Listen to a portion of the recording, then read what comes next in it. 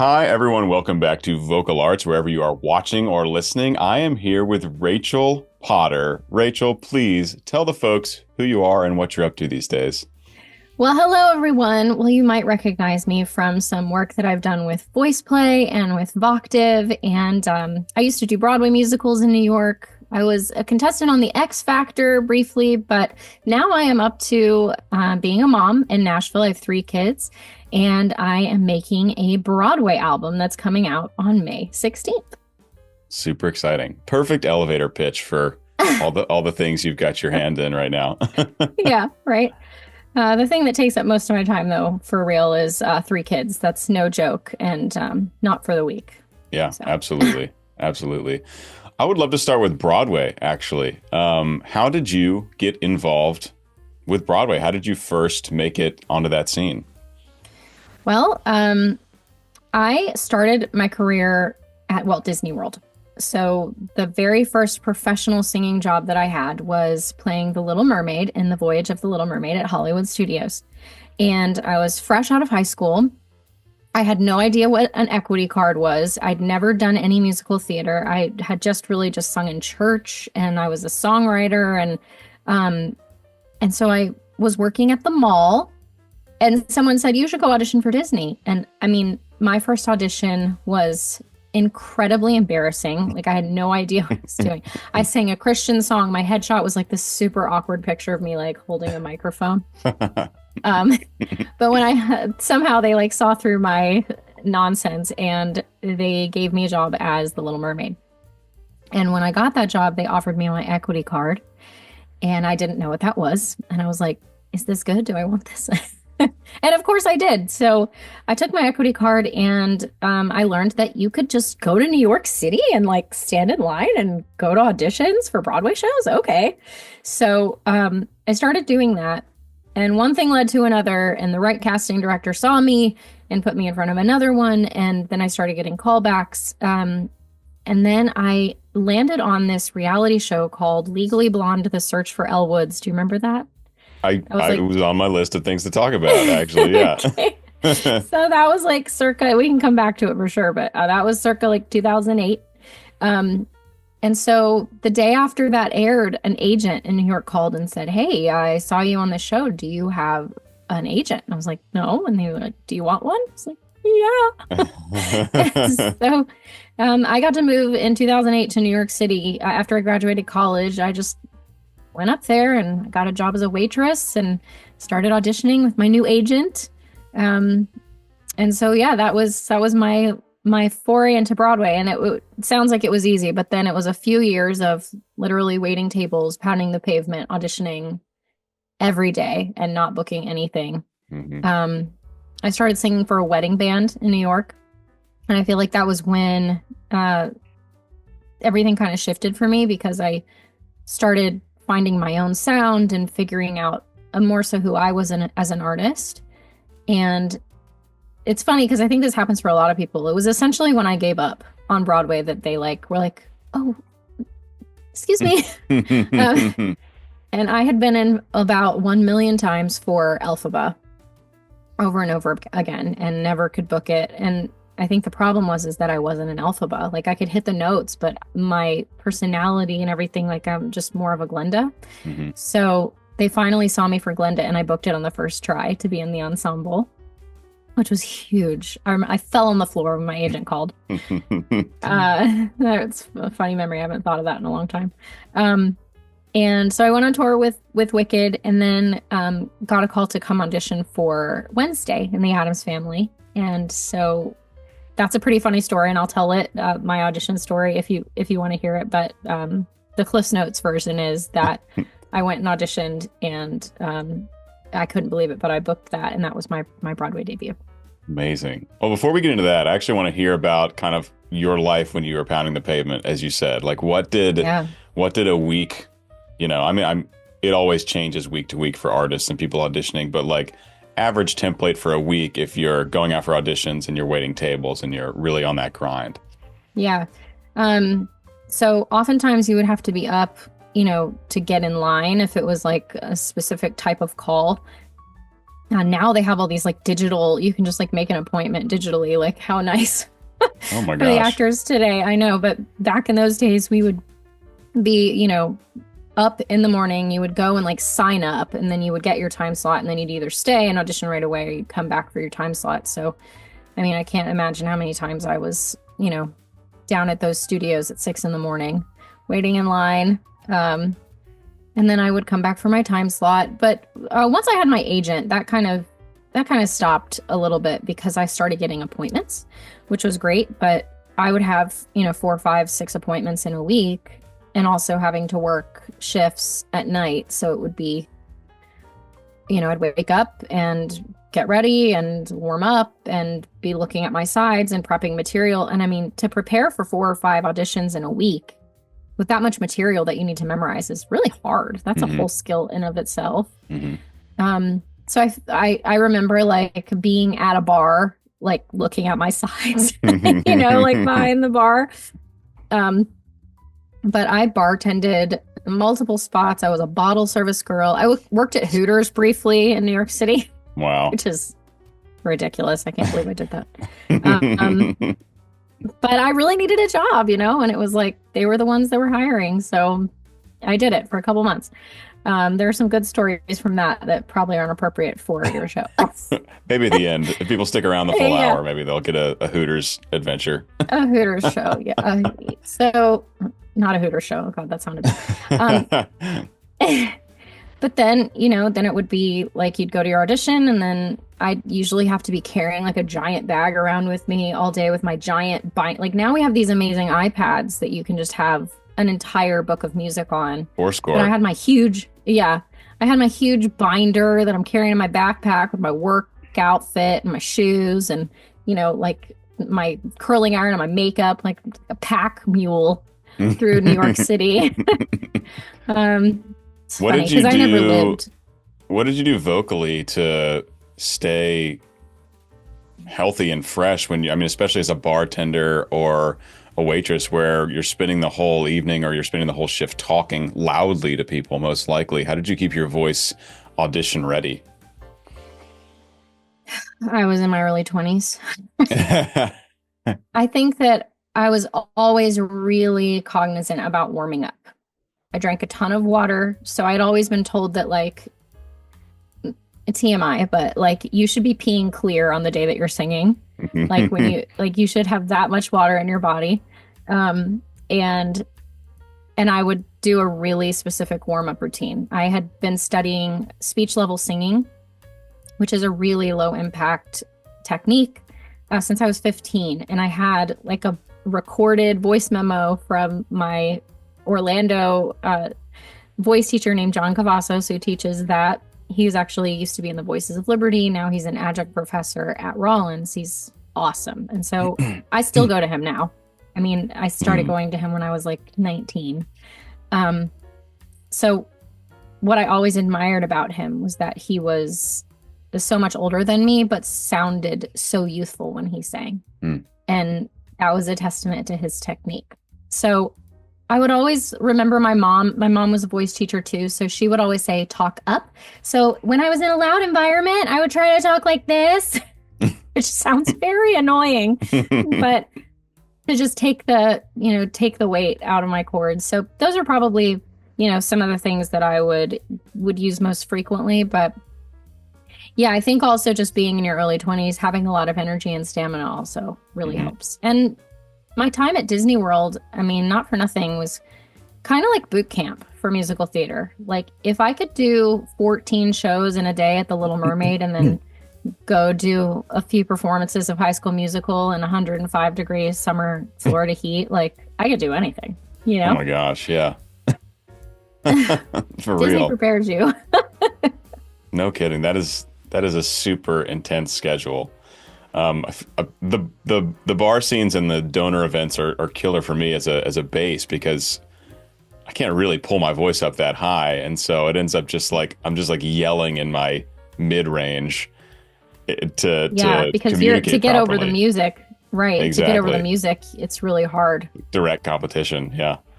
That's always tired me out more than performing, even more than singing opera, which is this huge full body super powerful singing, but just speaking in a loud environment is always, that'll gas my voice in 20 or 30 minutes. Yes. And when I moved to Nashville, one thing that I learned that would really trash me so quickly was singing in a bar with bad sound. Oh.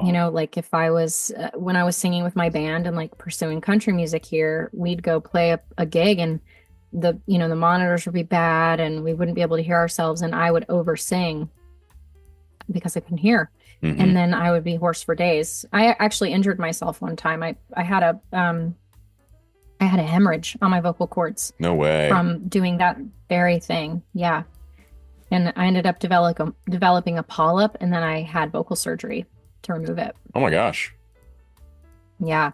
It was the singer's nightmare.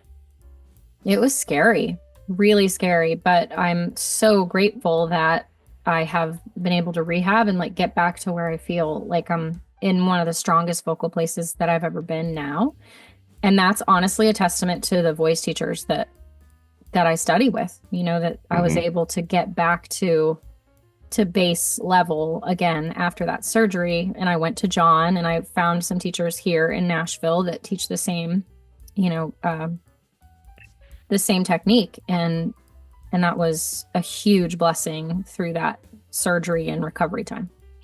I would love to go through that kind of from when it happened into the recovery, because I'm sure there are a lot of young singers who are going to be listening and watching to this that are fearful of that, or fearful of vocal injury. And it's great to have an example here where you can have it and you can come back if you're disciplined and you follow the protocols. But run me through from when it happened and into the recovery process. Sure. So I was singing in a bar with my band, and I remember I was going for like a high note, and it was like all of a sudden my voice just turned off. It was like I could make no sound. It was so weird. It didn't hurt or anything, but it was just like, what just happened? It was so confusing. And now, should that happen to me again, I would know. Mm-hmm. But I didn't know what happened, so I just sort of like went about my life. And what I should have done, and what I learned later, is that when you have a hemorrhage, you need to go on vocal rest, like complete vocal rest, for like I think at least a week, and allow that to heal. But I didn't. I just went right back into like regular talking. And at that time, I was doing a lot of vocal demos from home, and I noticed sort of in like my D, E, F range, those like prime notes for like belters, female belters. Oh, the high D, high E, D, F range. Okay. Everything there those where even if I was mixing right in there, it was like all of a sudden it sounded, and it took some time for this to happen, but like months later, it was like, it sounds like there's rocks in my voice. It's like I couldn't make it connect and be smooth.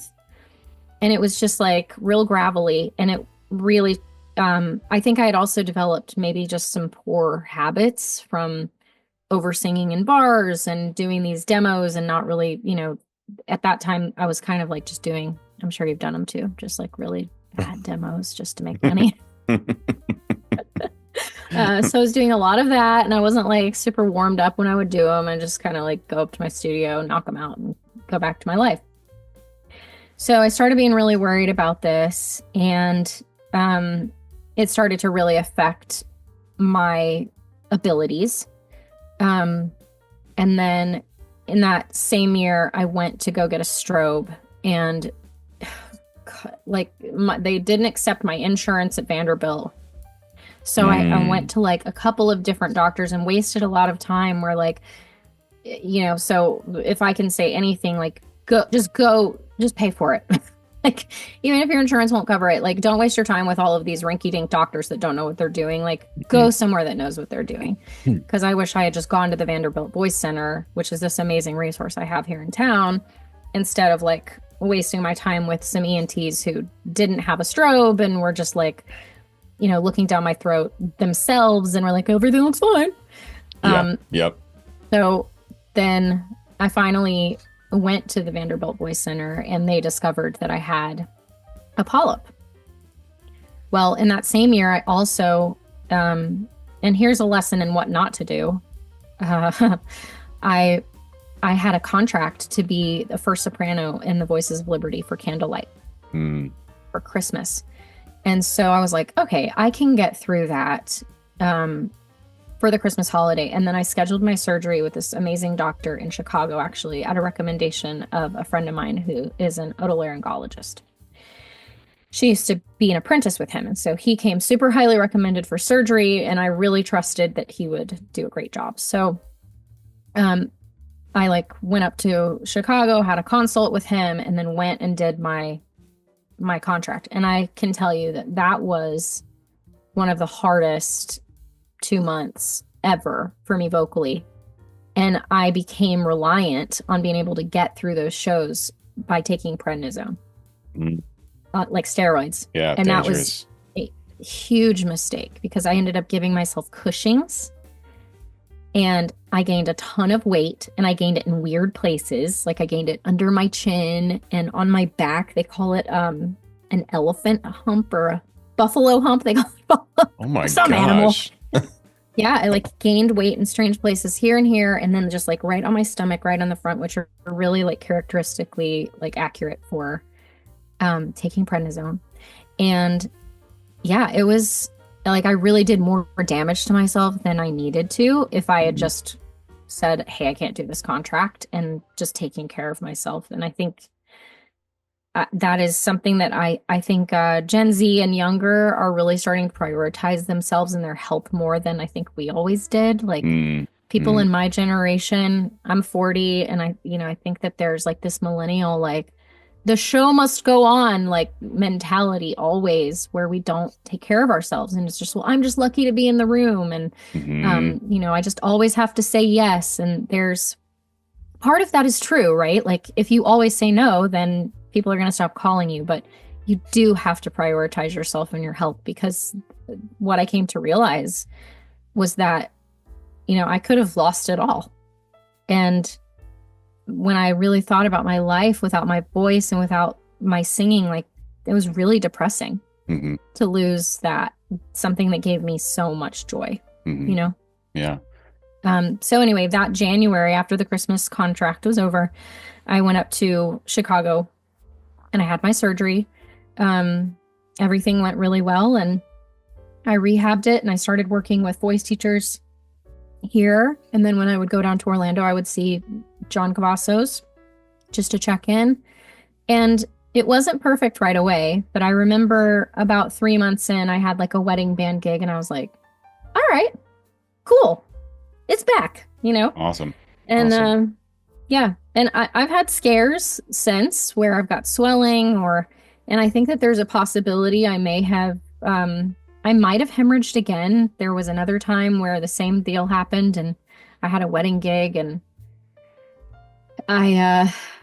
but in that particular case, I think I had laryngitis, and so I may have hemorrhaged again. But in this particular case, I was smart enough to be vocal rest, immediately. But that thing that happened where it was your voice just stops working, that happened to me again, years later at a stupid wedding band gig. It's so that first time it happened, you're going for a high note, a belt of some kind. The voice cuts out. Does the rest of the range come back? Did you finish that gig, or were you just this gig's over, I literally can't phonate anymore? It came back after a few minutes. So it was sort of an immediate shut off, and then I was what happened? And then it was everything sounded really weird, and then it just sort of came back. But I mean, if you think about it, if you have an injury, when you immediately cut yourself, for example, you don't feel it right away. And if you for girls, if you are, well, guys too, if you're getting some really intense facial, I do this thing sometimes where they do microneedling to my face. And initially, they're sticking needles in you, but you don't swell up right away. And then it's it takes a little time. Or if you sprain your knee or whatever, it doesn't immediately, if you're dancing and you sprain your knee, you could probably finish the number, but then you're really going to feel it after. Yeah. I also don't think, if I remember from my master's degree, I don't think the vocal folds have pain receptors on them. Oh So no. you so you can feel the swelling around them, but as far as like a hemorrhage on the vocal fold, No. it would just be a like a sonic experience or a resonance thing Yeah, almost. exactly. So it's like an immediate, and I think when it's still fresh and it's bleeding, like you probably could still phonate a little bit, almost like you just have phlegm on the cords. But then you're going to experience swelling and hoarseness. And I do remember I had some hoarseness after that week. But interestingly, I was pregnant at that time. And I have heard since that when you're pregnant, it actually makes you more vascular and more susceptible to injury like that. Really? Mm-hmm. Wow. So, I know a number of opera singers who've performed like pretty far into pregnancy, and that's wild because that like I said earlier, that kind of singing is like mm-hmm, everything you got, you know? for sure. But I mean, to Wow. their in their defense, their technique is so, Yeah. specific and healthy. I was singing in a bar, just like yelling, Yeah. sprouting, if you will.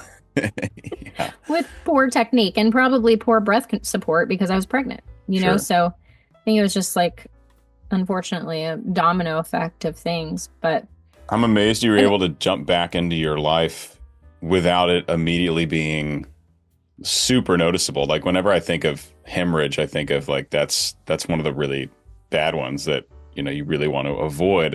In my mind, it was always like if you get a hemorrhage, it would just be so obvious that you've hurt your voice, not just for a moment, like you said, like your voice went out, but like you go to talk to somebody the next day and you're like, like right, nothing coming.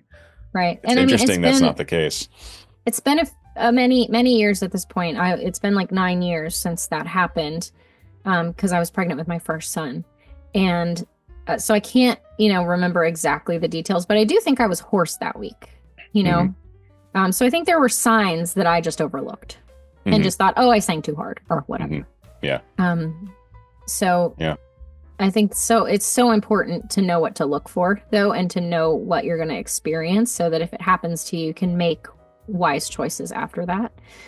But I mean, polyps and hemorrhaging, it happens to so many people. And, there's a lot of like big Broadway stars that I know personally that I know have had surgery. And I won't say who they are because it's not my story to tell. But I know some of them have been public about it.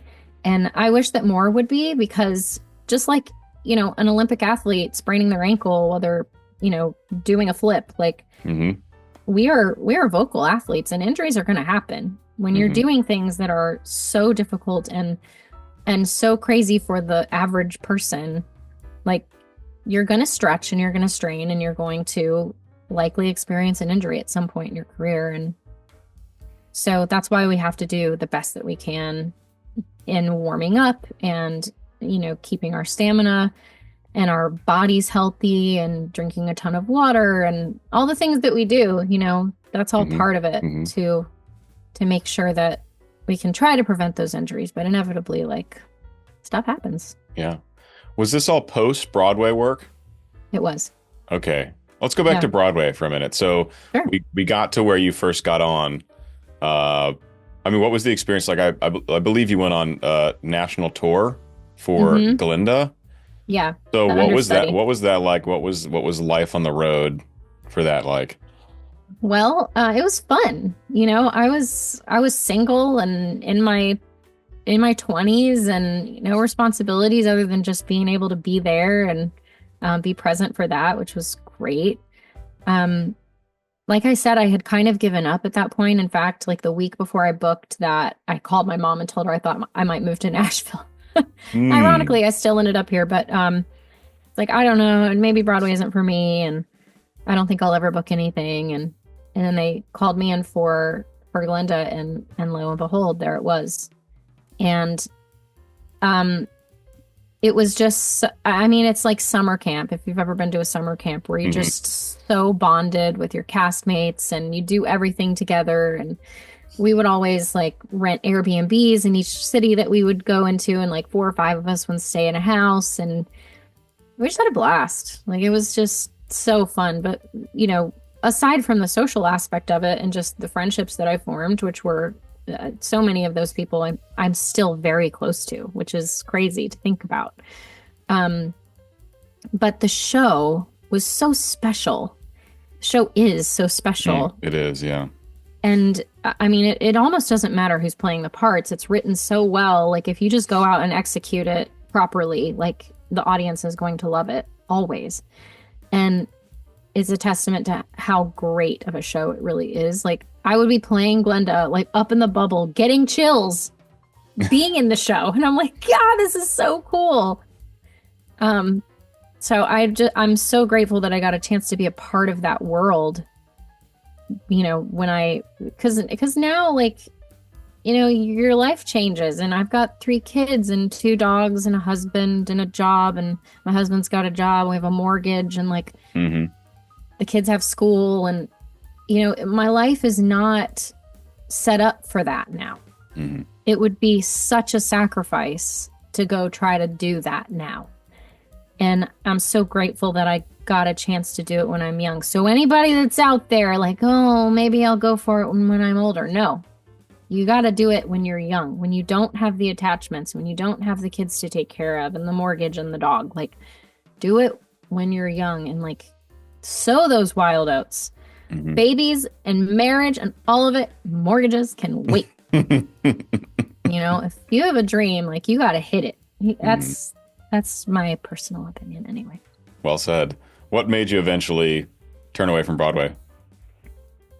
Well, when Evita closed, I had gone through like a pretty big breakup and my lease was up on my apartment. And so those were sort of like the logistical things that were happening. But for years I had been coming to Nashville. I sort of discovered Nashville actually while I was on the Wicked tour, and I'd always written songs, but I got linked up with some songwriters here and started writing. And I was like, I'd always wanted to do country music. I grew up listening to country music, and I had a dad that was extremely gifted as a singer and a guitar player. Really tremendous guitar player, just a great musician all around. And he gave up all of his dreams to work in the corporate world and like take care of his family. And I watched him have so much regret through his entire life of never chasing those dreams, that I have always just been like balls to the wall. Like, well, if it's something I'm dreaming about, like we're going for it. Even if I fail, like I'm not gonna, I think one of the most painful things to live with is regret. And so I'd rather try. I mean, like, oh, nope, that didn't work out, than not try at all, you know? Because there is a time where it can be too late. You know, that's real.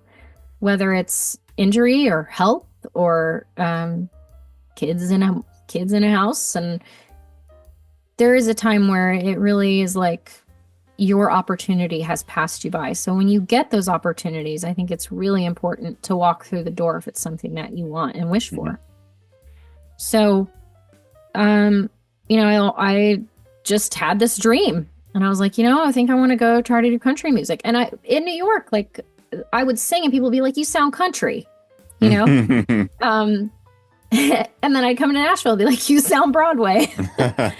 So really, I think the truth is that I belong in a country Broadway musical. But that have yet to be written? Are there any out there? Well, Dolly's musical is coming, but okay. I don't think that one's the right one for me. Maybe I'll write one. We'll see. There you go. But so yeah, I went for it. I just thought, and I also thought, well, it'll be easy for me to come back, right? Like I'll just go try it in Nashville, and then maybe we'll come back to New York. And funny enough, I actually did try to come back to New York. And my husband and I and my then 3-year-old and only one child at that time, we moved back on February 1st of 2020. So. Oh my gosh. Yeah. And it was like 40 days, I think, later that the whole world shut down. Yep. For COVID. So that didn't really work out. And, you know, that was the hand I was dealt, but that's okay.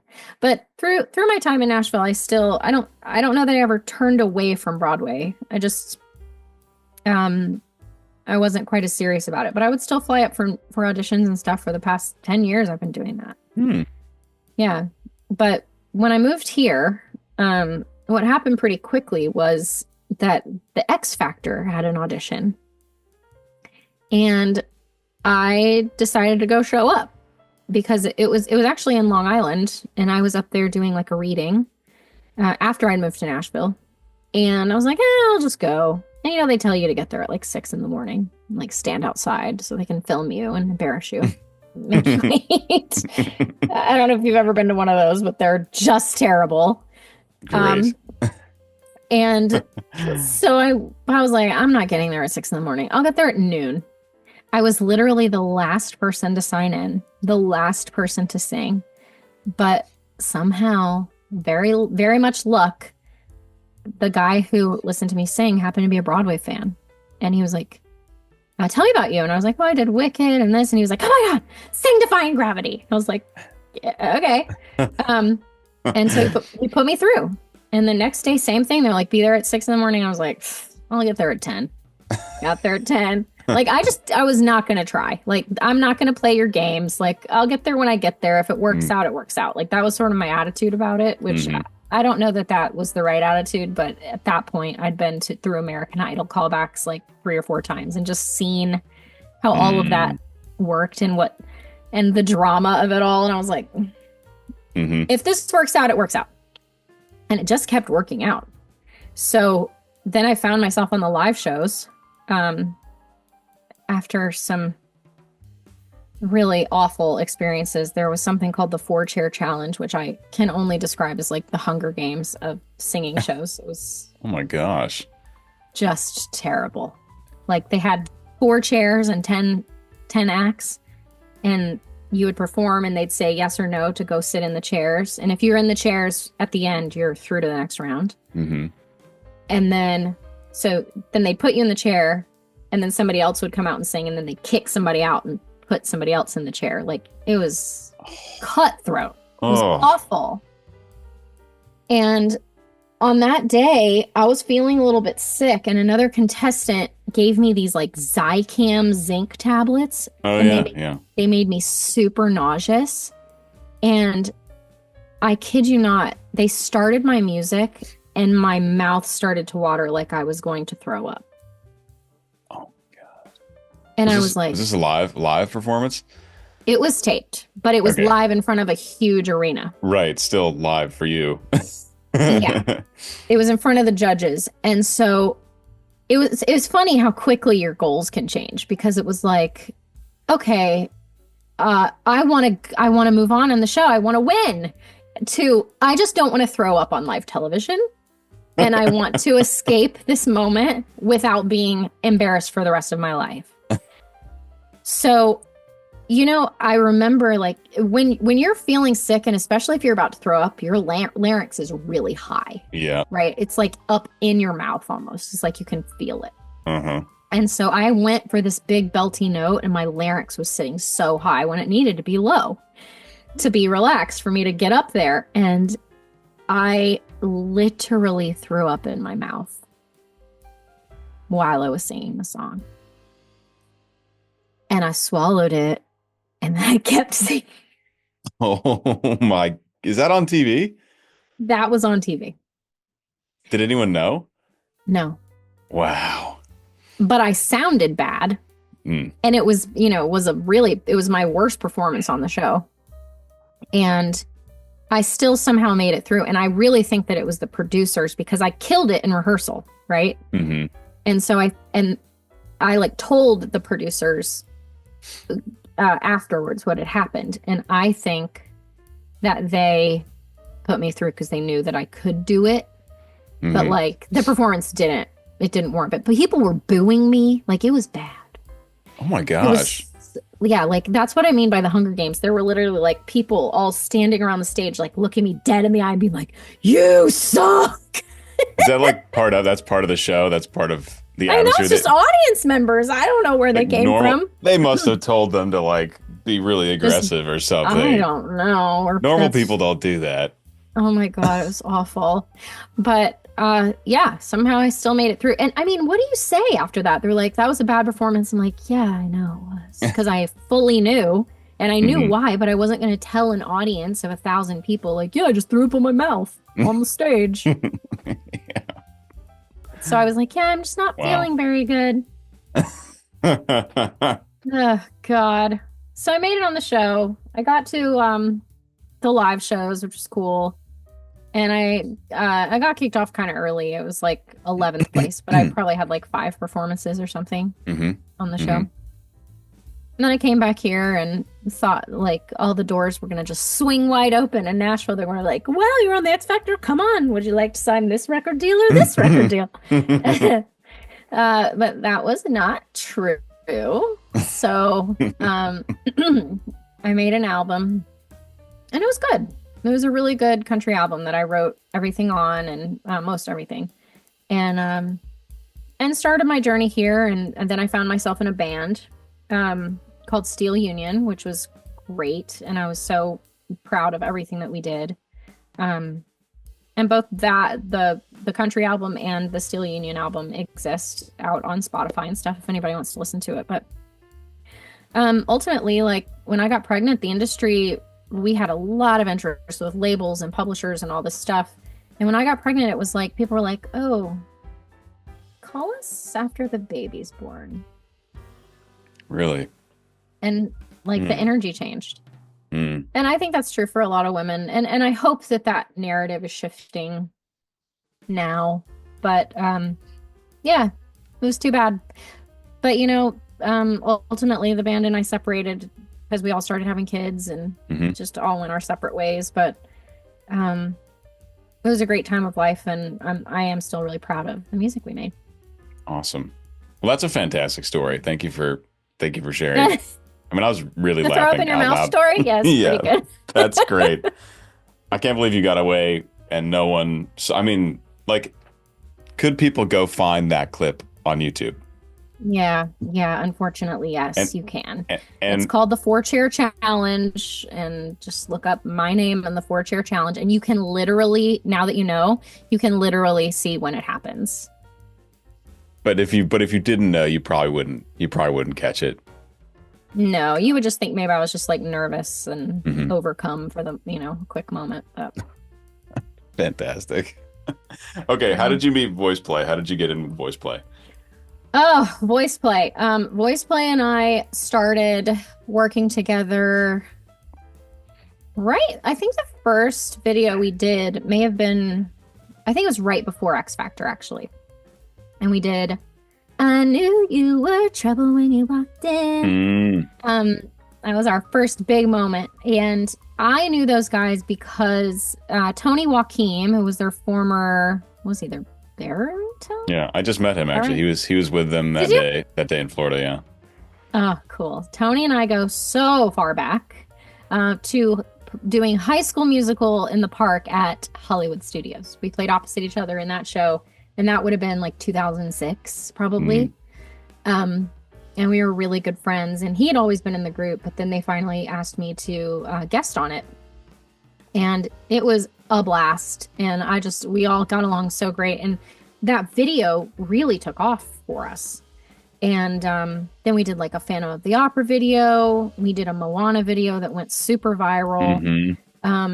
Let's see, what else did we do? We did a Little Mermaid video, but like the ones that really took off for us were Moana and Trouble and Phantom.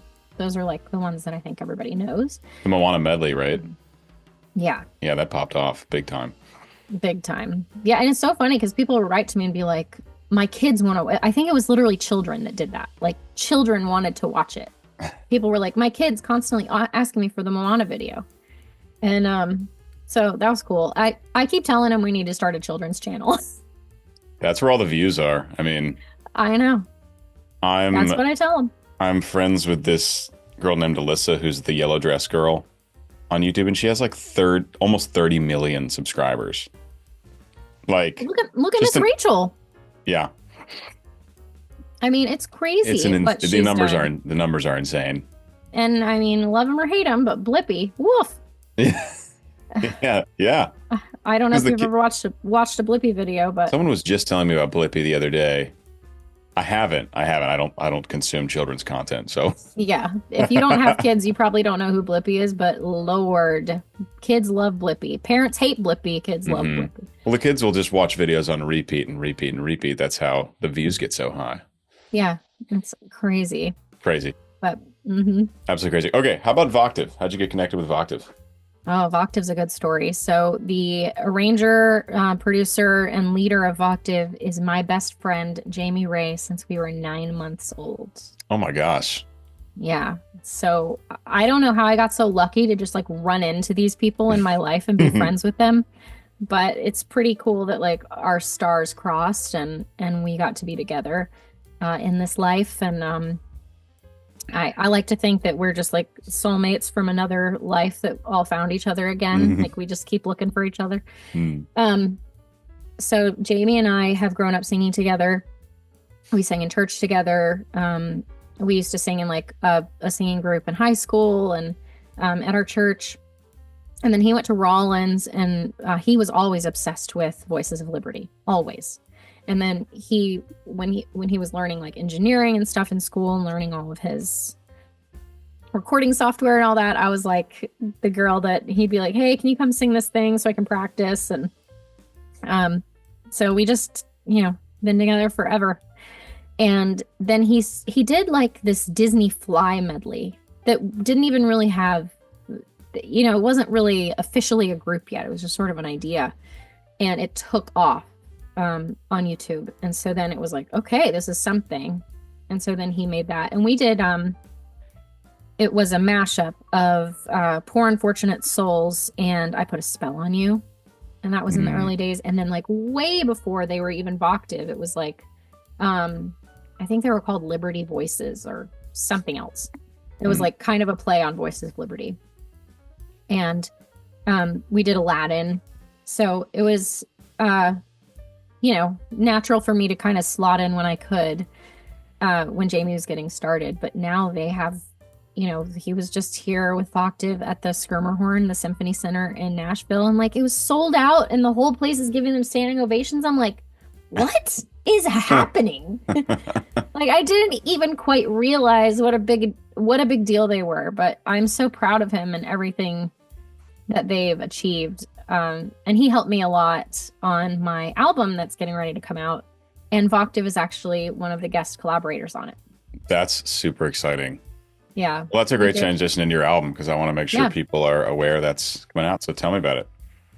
Yeah. I told you that I am like such an advocate for not having regret, right? And I turned 40 this year, and I was like, I want to make something that is like a legacy project. While I feel like I'm in a really good vocal health, I want something to be remembered by. And I'm not saying I'm dying or anything, but it's like, just I want to capture what I've worked so hard for so long. I want to capture the technique and the artistry that I feel like I've got right now today. And I've been singing with symphonies since 2014. This pop symphony show called Country Legends landed in my lap, and I've been singing with that show for 10 years, so 11 now. And so I love symphonies. I'm always like, this is such a pinch me moment to be able to sing with that wall of sound and these incredible musicians. Like, I never take it for granted. And I just live for that lush sound. So it's like, what if I do a Broadway symphony album, and then I have like all these great charts that I can go take to symphonies, and it's like kind of killing two birds with one stone, and two of the things that I love most, marrying. And I took it to a friend of mine named David Wise, who's a great producer here in Nashville, and he was like, yeah, let's do it. And I saved my money. I self-funded it. Wow. And so it was kind of, I think maybe this was my midlife crisis, perhaps. It's a good one. Yeah, but it's got a bunch of collaborators on it. In addition to Voctave, got Christine Dwyer, who was my first and last Elphaba when we were on the road. Ali Stroker, who is an incredible musical theater performer. She actually made history because she was the first person in a wheelchair to ever appear on Broadway, and the first person to ever win a Tony that was in a wheelchair. Wow. Yeah, she's incredible. So inspirational. Natalie Weiss, who everybody on YouTube knows who Natalie Weiss is. Her voice is insane. Omar Cardona, who has done a lot with VoicePlay. And my dear friend Marty Thomas, who's a phenomenal singer. And then we did the Animazement trio, Jamie Ray and EJ Cardona from Voctave. And a bunch of friends that are all, Broadway stars in their own right came in and did like this big ensemble collaboration for a waitress medley. And then I did 2 songs on the album that weren't Broadway, but I sort of made them Broadway-esque. And so one of those is a song by some friends called the Young Fables, which is a country duo here in Nashville that I like turned into a Broadway symphonic version of this country song that they wrote that's super beautiful. So did you arrange that or orchestrate that? So we hired orchestrators for the entire project. I think we had 5 different orchestrators that each took, a bit of it. So we spread it out. And I arranged a lot of it. So a lot of the mashups, like all of the mashups that you'll hear on there were my brainchild, but were sent to an orchestrator to actually do all of the symphonic arrangements and everything. I wish I was that talented, but no. Well, that sounds like a very cool. I am really good. Cool I am good at mashups though. Yeah. Thanks. Okay. It's coming out. It's called Stages, and it's coming out May 16th. Fantastic. And then I told you that I moved to Nashville and like had been pursuing this record deal. And probably the biggest irony of my life is that I did this whole project, and I did it honestly just for my own self. It was like for me, for my kids, for my legacy, just like for the joy of it. And it got signed by a record label. So after all these years of like chasing record labels in New York, in Nashville, I got signed by a record label in New York for a Broadway album, which I thought was there. You go. So you have a whole team promoting it, and it's very exciting. They're called Joy Machine Records, and they're awesome. They're all Broadway musicians that decided to form a label to elevate Broadway artists and Broadway shows, and amazing. They're so great. And I feel really, really lucky that we found each other, and it's pretty cool. So I'm excited for the album. Yeah, that sounds very, very, very cool. And I totally feel you on the singing with full symphony. I mean, that's half the reason I still sing opera, is just because you sing with a full orchestra and without a microphone, which is another really cool kind of thing for the opera world. But like, it is an incredible. There's no feeling like it. Performing with that, like you said, wall of sound. I also just saw a concert version of Carousel that had a full symphony. I just last weekend, and it was incredible. It was incredible to hear that score, that amazing score done with full orchestra instead of a smaller, kind of more chamber group or band. Very, very cool. Yeah, and orchestras really struggled through like COVID times, and I just hope that we can continue to lift that art form up so that it doesn't die out. I think it's so important that the classical pieces of our musical foundation remain, that's like, I agree. It's so special. I completely agree. We need more eyeballs on the classical stuff. There's obviously some of the most amazing music ever written is from the classical world, from the opera world. And we just did Aida with Arizona Opera. I sang The King of Egypt, and Verdi is my favorite composer ever, probably from the Romantic period. And like the finales that he writes with, like 60, 80 piece orchestra and like 50, 60 ensemble chorus with soloist as well. And it is the biggest, most epic sound you can get. And I think more people would love it if they found it. And that's just the trouble, is getting this music in front of more people. That's what a lot of the classical companies struggle with, for sure. Yeah, they do. And I am working on writing a new Broadway pop show that I can take a few of my friends out on, that would like incorporate more contemporary Broadway music to hopefully get more young people into the symphony audience and start to appreciate what that is. And I hope that I can help contribute to that, because I really do love it and respect it so much. Yeah. So Big time. Big time. Okay, so before we go, some you've already given some, but some other advice for young singers who want to get into a performance career. Sure. I think that really getting to the basics and loving the basics are really important. And I heard this story about Kobe Bryant, actually, and about him practicing ball. And somebody, they came and they wanted to watch him. They saw his game and they were like, "Can I come watch you practice?" And he was like, "Yeah, meet me tomorrow at 4." And he's like, "4? You have a game at 4?" And he's like, "No, 4 a.m. And they showed up at 4 a.m. and he was already sweating and working out. And the guy was like, your workout's so simple." And he's like, "If you wonder why I'm the greatest in the world, it's because I've never gotten tired of the basics." And I think that is so true for all of us as performers. Like, I still love a simple, basic voice lesson. Mm-hmm. Like, that is so good to me. And just the basics of of taking care of my hydration, of making sure I'm eating right, getting enough sleep.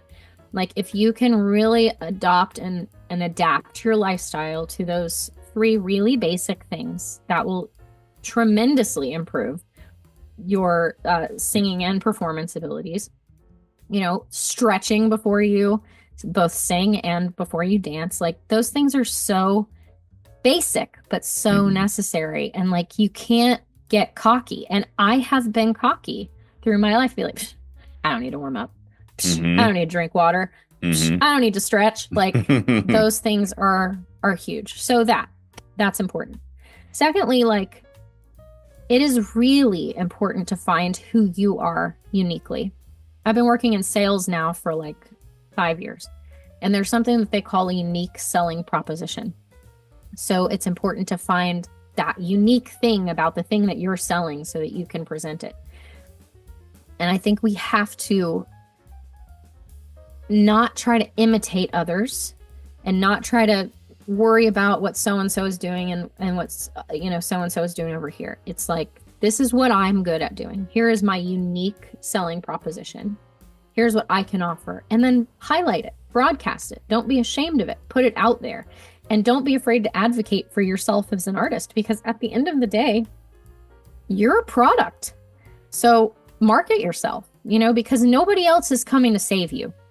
If you're waiting for a savior, if you're waiting for someone to create your life for you, you're always going to be waiting. So if you want something, you just have to go for it. You have to go after it. And if you don't know how, then try to figure it out and just take a first step. And if you fail, who cares? At least you tried. Imperfect action. And but you have to take action. Yeah. Fantastic. Right. Absolutely fantastic. Yeah. Last thing, where can people find you and keep up with you? Absolutely. Easy to find at the Rachel Potter. There are a lot of Rachel Potters in the world, but I'm the Rachel Potter. I'm on Instagram and TikTok. I'm not very good at TikTok because I'm 40, as I said, but I am on Instagram and Facebook and all the things. Okay, awesome. Well, Rachel, it's been a pleasure. We'll likewise. We'll be in touch, and I'll be sure we'll get something going next time I'm in Nashville for sure. We'll get you in the stairwell for some good old reverby acoustic singing. Heck yeah, man. That sounds great. Thank you. Right. And thanks everybody for watching. Thanks so much. Bye-bye. Bye. I hope you guys enjoyed that conversation with the wonderful Rachel Potter. If you did, I'm sure you'll enjoy this conversation with a member of VoicePlay, one of her longtime collaborators. This is Jeff Castellucci. Go on.